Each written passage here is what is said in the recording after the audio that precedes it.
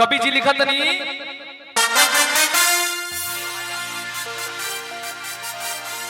हो जेकर हाथ हथौड़ा हाथ हथौड़ा जिगर जान फौलादी हुए हो। और आज आप लोग जान लीजिए कि बलिया क्यों बलिया बाकी बलिया कहा जाता है, बलिया को सम्मान से देखा जाता है। क्यों? देश में सबसे पहले बलिया के आजादी हुए हो।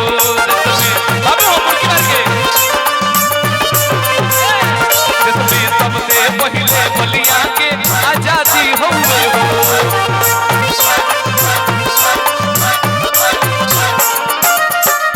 जेकर हाथ हथौड़ा जिगर जान फौलादी हुए हो।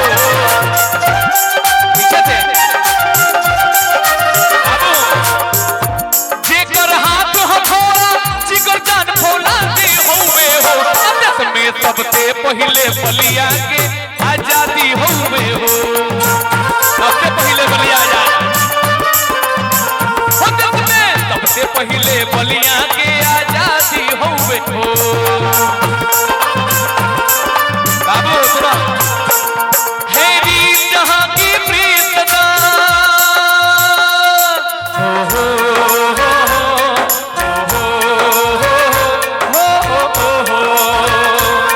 हेरी जहां की प्रीतना मैं गीत वहां का गाता हूँ। बलिया का रहने वाला हूँ, बलिया की बात सुनाता हूँ। हेरी जहां की प्रीतना मैं गीत वहां का गाता हूँ। बलिया का रहने वाला हूँ, बलिया की बात सुनाता। क्या बात क्या बात।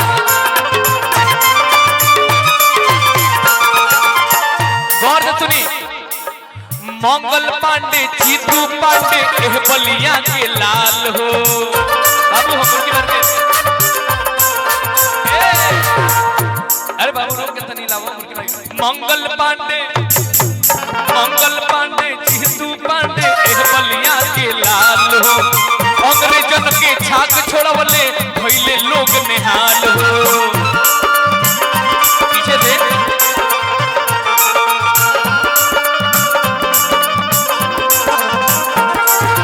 मंगल पांडे जीतू पांडे एह बलिया के लाल हो। अंग्रेजन के छाक छोड़वले भइले लोग निहाल हो। अतने ना जवाहर बच्चा तू बात चंद्र बूढ़ा गांधी हुए हो। जवाहर बच्चा तू बात चंद्र बूढ़ा गांधी हुए हो। जवाहर बच्चा तू बात चंद्र बूढ़ा गांधी हुए हो।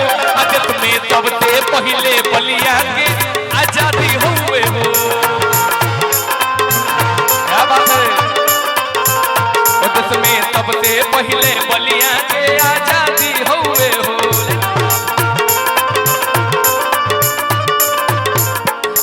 जहाँ डाल डाल पर सोने की चिड़िया करती है बसेरा, वो भारत देश मेरा।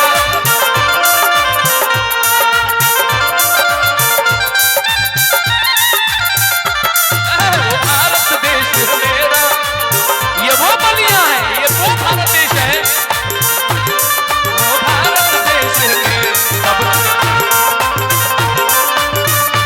अपने ना आगे सुनिए,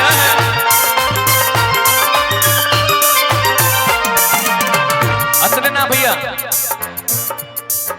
जय प्रकाश नारायण आ चंद्रशेखर नाम महान हो। और सुनिए, जय प्रकाश नारायण आ चंद्रशेखर नाम महान हो। जेकरा नाम से बाटे अब बलिया की पहचान हो। जेकरा नाम हेलो जेकरा नाम जय प्रकाश नारायण आ चंद्रशेखर नाम महान हो। जेकरा नाम से बाटे अब बलिया के ई पहचान हो। जहाँ बनल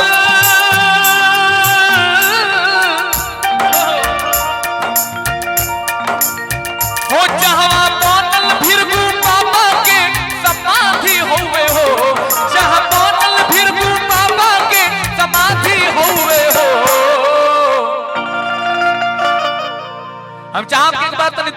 उठा के बताएं कि भीरगु बाबा का दर्शन के कोइले बा, ईमानदारी से बताइए, सच्चा ईमान से।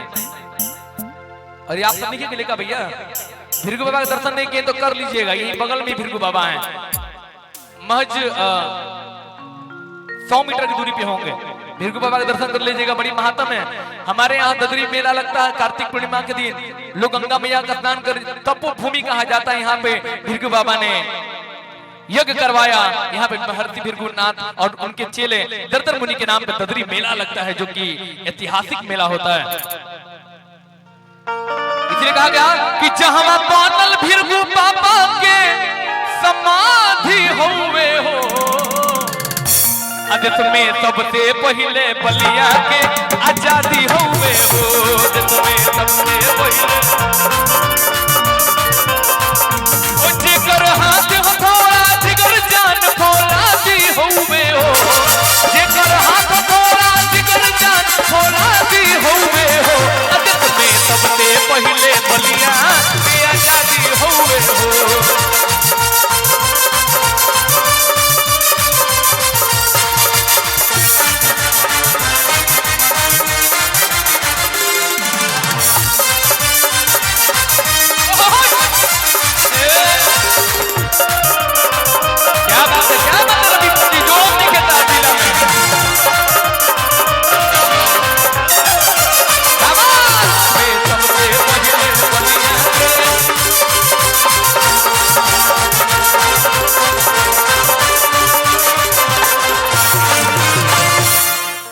कान्हे लौरिया बांधी पगरिया घूमे वीर पथारी में,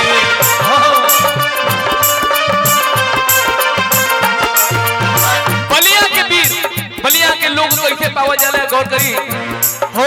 कान्हे लौरिया बांधी पगरिया घूमे वीर पथारी में,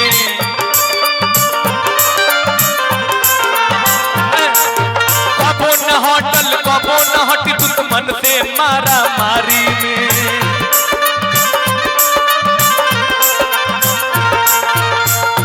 जहां हर खेत में उगत सोना चांदी हुए हो, जहां हर खेत में उगत सोना चांदी हुए हो,